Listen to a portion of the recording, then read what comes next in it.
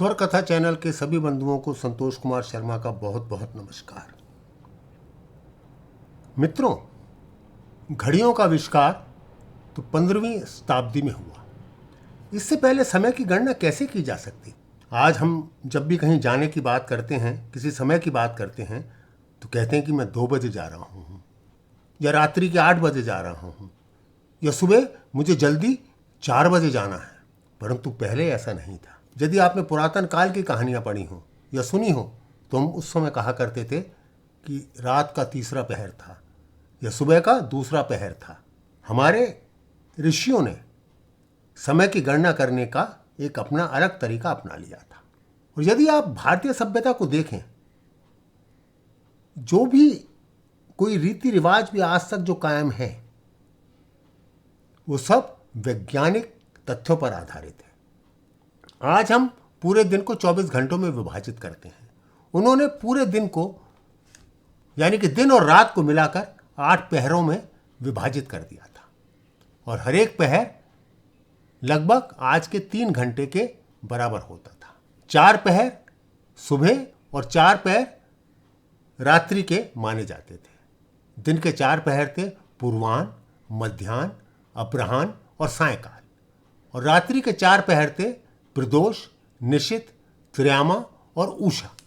पहला पहर जो दिन का पहर माना जाता था, वो आरंभ होता था 6 बजे सुबह से लेकर 9 बजे तक, जिसको हम पूर्वाह्न कहते थे। दूसरा पहर आरंभ होता था सुबह 9 बजे से लेकर 12 बजे तक, जिसको हम मध्याह्न कहते थे।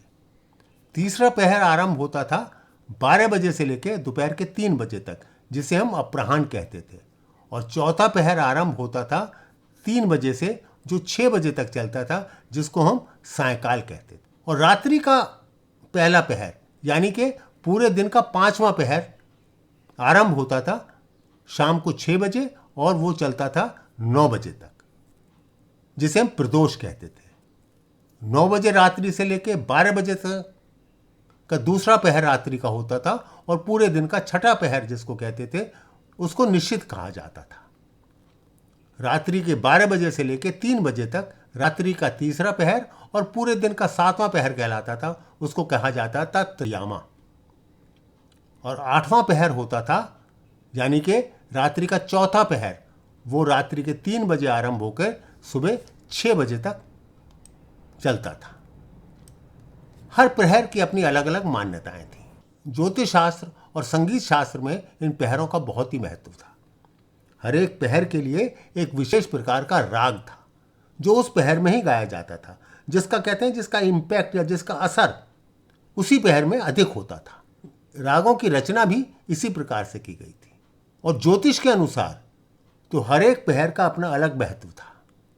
किस पहर में किस प्रकार का कार्य करना चाहिए, किस प्रकार की पूजा करनी चाहिए, या उस पहर में जन्म लेने वाले व्यक्ति का भविष्य कैसा रहेगा, खास पहर से निर्धारित किया जाता था। तो ये थी हमारे ऋषियों द्वारा समय की गणना करने का तरीका। एक मुझे जाते जाते एक संत कबीरदास का एक दोहा याद आ गया। 5 पहर धंधे गया, 5 पहर धंधे गया, 3 पहर गया सोए। यानी कि 5 पहर तो धंधे में लगा रहा और 3 पहर तो सोता रहा।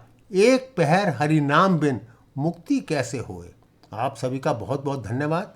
आपसे निवेदन है कि यदि आपने अभी तक इस चैनल को सब्सक्राइब नहीं किया है तो कृपया अवश्य कर दें, ताकि हम आपको भारतीय सभ्यता से जुड़ी हुई नई नई चीज़ें पेश कर सकें, आपके सामने ला सकें।